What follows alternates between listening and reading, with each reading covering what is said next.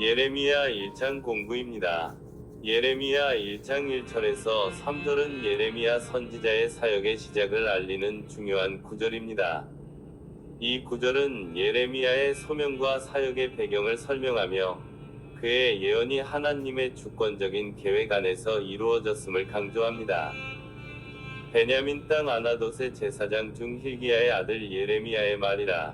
아몬의 아들 유다 왕 요시야의 다스린 지 13년에 여호와의 말씀이 예레미야에게 임하였고, 요시야의 아들 유다 왕 여호야김 시대부터 요시야의 아들 유다 왕 시드기야의 제11년 말까지 임하니라. 이해 5월에 예루살렘이 사로잡히니라. 1절 예레미야의 소명. 예레미야는 베냐민 땅 아나돗의 제사장 hil기야의 아들로 소개됩니다. 이는 그의 출신 배경이 제사장 가문임을 나타냅니다. 예레미야의 말이라는 표현은 그의 예언이 단순한 인간의 말이 아닌 하나님의 말씀임을 강조합니다. 2절에서 3절 사역의 시기. 예레미야의 사역은 유다 왕 요시야 13년부터 시작되었으며 요시야의 아들 여호야김과 시드기야 시대를 거쳐 예루살렘의 함락까지 이어졌습니다. 이러한 시대적 배경은 예레미야의 예언이 유다의 멸망이라는 역사적 사건과 밀접하게 연관되어 있음을 보여줍니다. 요시야 왕의 종교개혁에도 불구하고 유다가 멸망의 길을 걸은 것은 하나님의 심판이 얼마나 엄중한지를 보여줍니다. 3절 하나님의 주권. 예레미야의 사역 시기를 구체적으로 기록함으로써 하나님의 주권적인 섭리를 드러냅니다. 하나님은 역사의 주관자로서 예레미야를 통해 자신의 뜻을 이루어 가셨습니다. 1절에서 3절의 교훈입니다. 첫째, 하나님의 주권. 예레미야의 소명과 사역은 하나님의 주권적인 계획 안에서 이루어졌습니다. 이는 우리의 삶 또한 하나님의 주권 아래 있음을 상기시켜 줍니다. 둘째, 순종의 중요성. 예레미야는 하나님의 부르심에 순종하여 어려운 시기에 예언 사역을 감당했습니다. 우리 또한 하나님의 부르심에 순종하는 삶을 살아야 합니다. 셋째, 역사 속에 하나님의 섭리. 예레미야의 예언은 역사적 사건들과 긴밀하게 연결되어 있습니다. 이는 하나님께서 역사를 통해 자신의 뜻을 이루어 가심을 보여줍니다.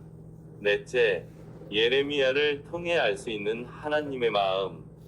하나님께서는 이스라엘 백성들이 죄악으로 인해 멸망의 길을 걸어갈 때에도 예레미야 선지자를 통해 끊임없이 그들에게 돌아오기를 호소하셨습니다.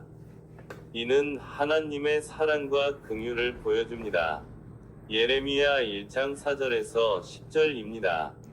여호와의 말씀이 내게 임하니라 이르시되 내가 너를 복중에 짓기 전에 너를 알았고 네가 태에서 나오기 전에 너를 구별하였고 너를 열방의 선지자로 세웠노라 하시기로 내가 가로되 슬프도소이다 주 여호와여 보소서 나는 아이라 말할 줄을 알지 못하나이다. 여호와께서 내게 이르시되 너는 아이라 하지 말고 내가 너를 누구에게 보내든지 너는 가며 내가 내게 무엇을 명하든지 너는 말할지니라. 너는 그들을 인하여 두려워 말라. 내가 너와 함께하여 너를 구원하리라. 나 여호와의 말이니라 하시고 여호와께서 그 손을 내밀어 내 입에 대시며 내게 이르시되 보라 내가 내 말을 내 입에 두었노라. 보라 내가 오늘날 너를 열방 만국 위에 세우고 너로 뽑으며 파괴하며 파멸하며 넘어뜨리며 건설하며 심게하였느니라. 4절 5절 하나님의 주권적인 선택과 부르심. 모태에서 짓기 전에 너를 알았고 하나님은 예레미야를 태어나기 전부터 알고 계셨습니다. 이는 하나님의 주권적인 선택을 보여줍니다. 하나님은 인간의 출생이나 능력과 관계없이 자신의 목적을 위해 사람을 선택하고 부르십니다. 배에서 나오기 전에 너를 성별하였고 하나님은 예레미야를 특별한 목적을 위해 구별하셨습니다. 성별은 거룩하게 구별한다는 의미로 예레미야가 하나님의 특별한 도구로 사용될 것임을 나타냅니다. 여러 나라의 선지자로 세웠노라. 예레미야의 사명은 유다 민족뿐 아니라 여러 나라를 향한 것이었습니다. 이는 하나님의 구원 계획이 모든 민족을 향하고 있음을 보여줍니다. 6절 예레미야의 겸손과 두려움. 나는 아이라 말할 줄을 알지 못하나이다. 예레미야는 자신의 연약함과 부족함을 고백하며 하나님의 부르심에 대한 두려움을 표현합니다. 이는 인간의 겸손한 자세를 보여줍니다. 7절, 8절 하나님의 격려와 약속. 너는 아이라 말하지 말고 하나님은 예레미야의 두려움을 꾸짖지 않으시고 격려하십니다. 하나님의 부르심에는 인간의 능력보다 하나님의 능력이 더 중요함을 강조합니다. 내가 너를 누구에게 보내든지 너는 가며 하나님의 주권적인 명령에 대한 순종을 요구하십니다. 내가 내게 무엇을 명령하든지 너는 말할지니라. 하나님의 말씀을 가감 없이 전해야 하는 선지자의 사명을 강조합니다. 너는 그들 때문에 두려워하지 말라. 내가 너와 함께하여 너를 구원하리라. 하나님은 예레미야에게 함께하겠다는 약속을 주시며 용기를 북돋아 주십니다. 9절, 10절 하나님의 능력과 권위. 여호와께서 그의 손을 내밀어 내 입에 대시며 하나님의 직접적인 개입을 통해 예레미야에게 말씀을 주시는 장면입니다. 보라, 내가 내 말을 내 입에 두었노라. 예레미야가 전할 말씀이 자신의 말이 아닌 하나님의 말씀임을 분명히 밝히십니다. 내가 오늘 너를 여러 나라와 여러 왕국 위에 세워 예레미야에게 주어진 권위와 능력이 하나님으로부터 비롯되었음을 강조합니다. 네가 그것들을 뽑고 파괴하며 파멸하고 넘어뜨리며 건설하고 신계하였느니라. 예레미야의 사명이 단순히 예언을 전달하는 것을 넘어 하나님의 심판과 구원의 역사를 수행하는 것임을 보여줍니다. 4절에서 10절의 교훈입니다. 첫째, 하나님의 주권적인 선택과 부르심. 인간의 능력이나 자격과 관계없이 하나님은 자신의 목적을 위해 사람을 선택하고 사용하십니다. 둘째, 선지자의 사명. 선지자는 하나님의 말씀을 가감없이 전하고 하나님의 심판과 구원의 역사를 선포하는 역할을 합니다.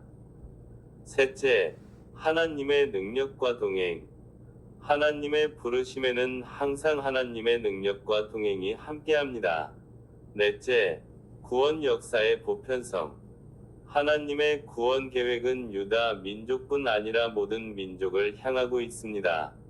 이 구절은 예레미야 선지자의 소명을 넘어 오늘날 우리에게도 하나님의 부르심과 사명에 대한 중요한 교훈을 줍니다. 예레미야 1장 11절에서 19절입니다. 예레미야 선지자의 소명과 사역의 핵심을 담고 있는 중요한 부분입니다. 여호와의 말씀이 또 내게 임하니라. 이르시되 예레미야야, 네가 무엇을 보느냐? 대답하되 내가 살구나무 가지를 보나이다. 여호와께서 내게 이르시되 네가 잘 보았도다. 이는 내가 내 말을 지켜 그대로 이루려 함이니라. 여호와의 말씀이 다시 내게 임하니라. 이르시되 네가 무엇을 보느냐? 대답하되 끓는 가마를 보나이다.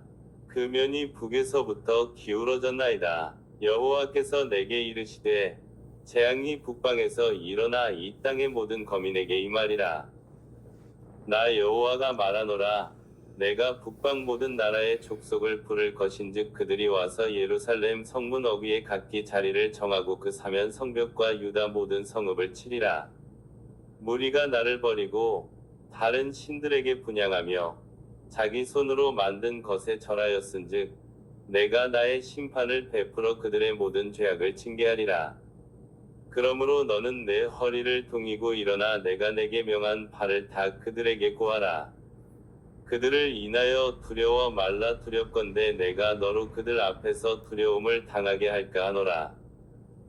보라, 내가 오늘날 너로 그 온 땅과 유다 왕들과 그 족장들과 그 제사장들과 그 땅 백성 앞에 견고한 성읍, 쇠기둥, 놋성벽이 되게 하였은즉 그들이 너를 치나 이기지 못하리니 이는 내가 너와 함께하여 너를 구원할 것임이니라.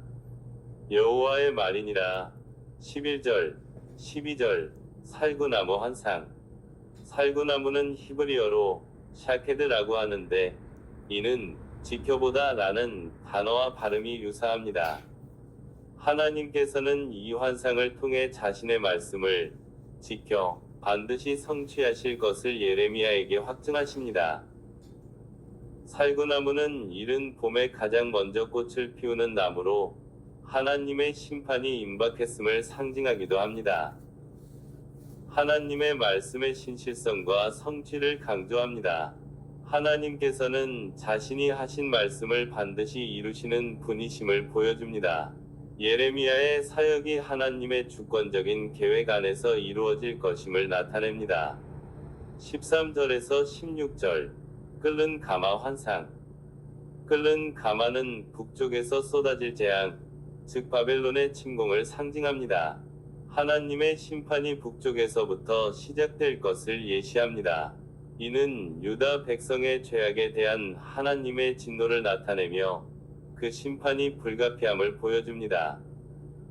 하나님의 공의로운 심판을 강조합니다. 하나님께서는 죄를 간과하지 않으시고 반드시 심판하시는 분이심을 보여줍니다.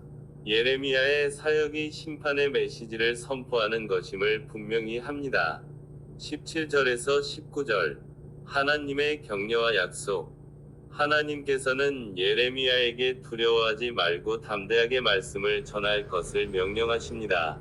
하나님께서는 예레미야를 견고한 성읍, 쇠기둥, 놋 성벽처럼 만들어 어떤 반대에도 흔들리지 않도록 보호하시겠다고 약속하십니다.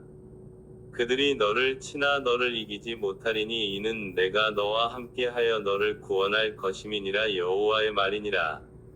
라는 구절은 하나님의 동행과 보호를 확증합니다. 하나님의 주권적인 보호와 능력을 강조합니다.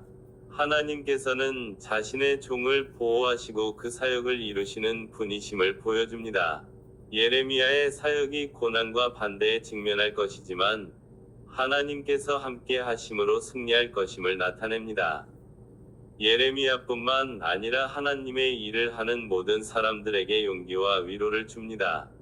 11절에서 19절의 교훈입니다. 첫째, 하나님의 주권. 예레미야의 소명과 사역은 전적으로 하나님의 주권적인 계획 안에서 이루어집니다. 둘째, 하나님의 신실성. 하나님께서는 자신의 말씀을 반드시 성취하시는 신실하신 분이십니다. 셋째, 하나님의 공의. 하나님께서는 죄를 간과하지 않으시고 공의롭게 심판하시는 분이십니다. 넷째, 하나님의 은혜. 하나님께서는 자신의 종을 보호하시고 그 사역을 감당할 능력을 주시는 은혜로운 분이십니다.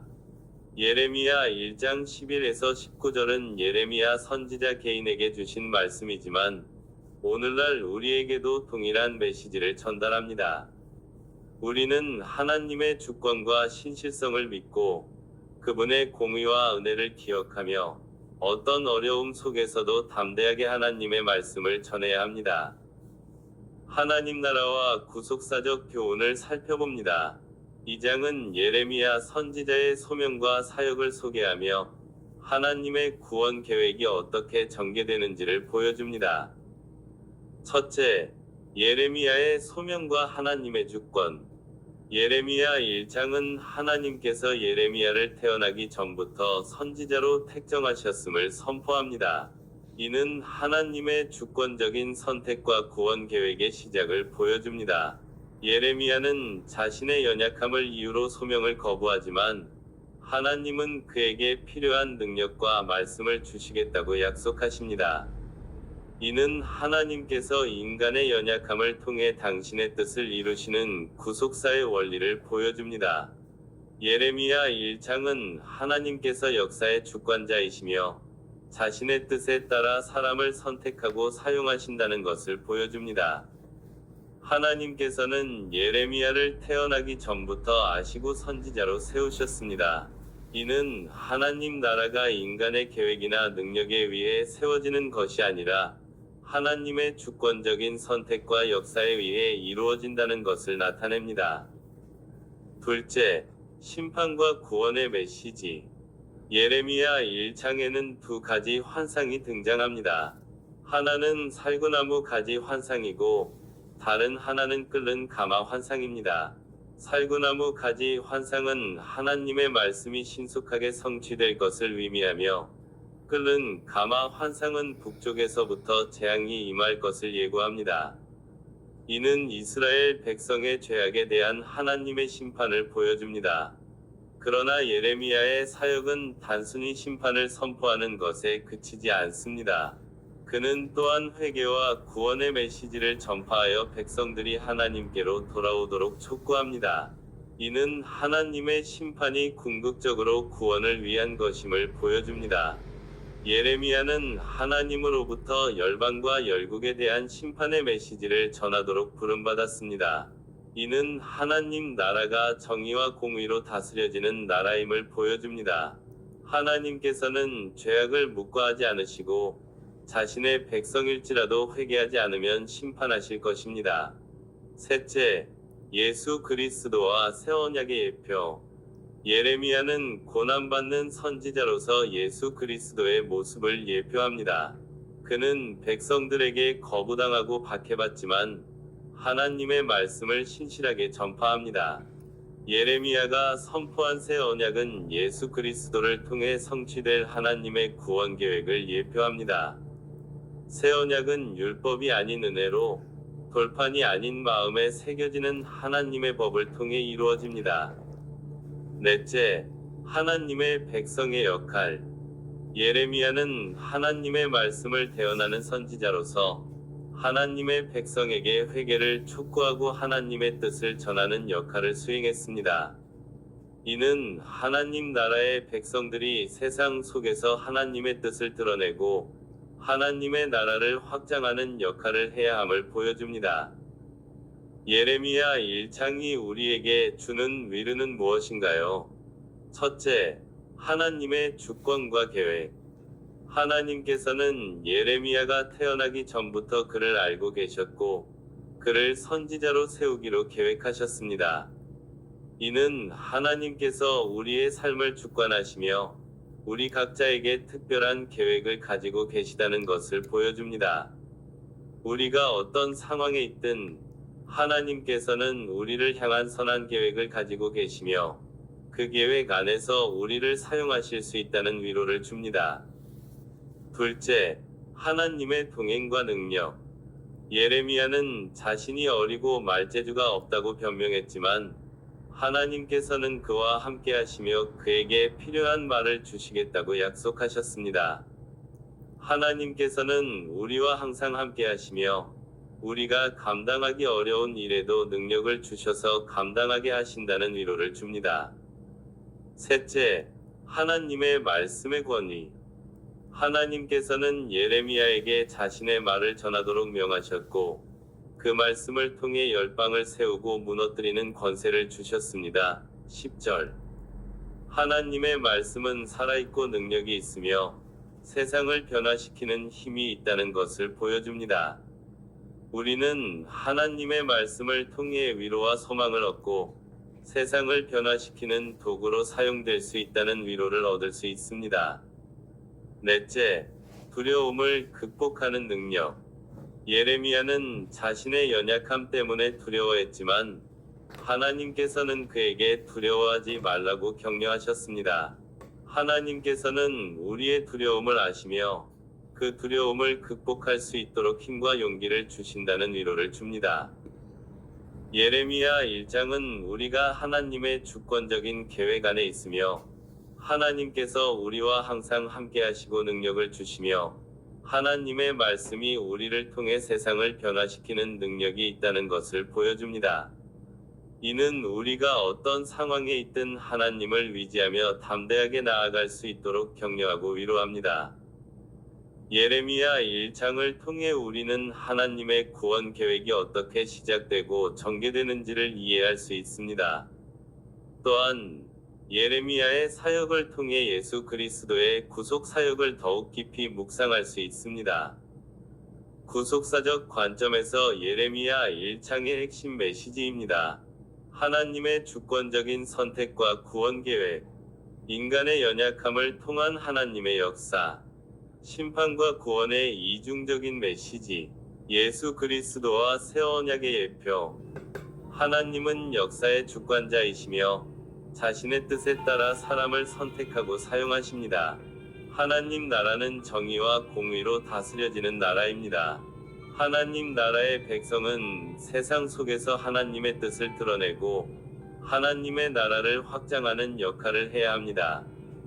하나님은 자신의 백성을 도우시고 격려하십니다.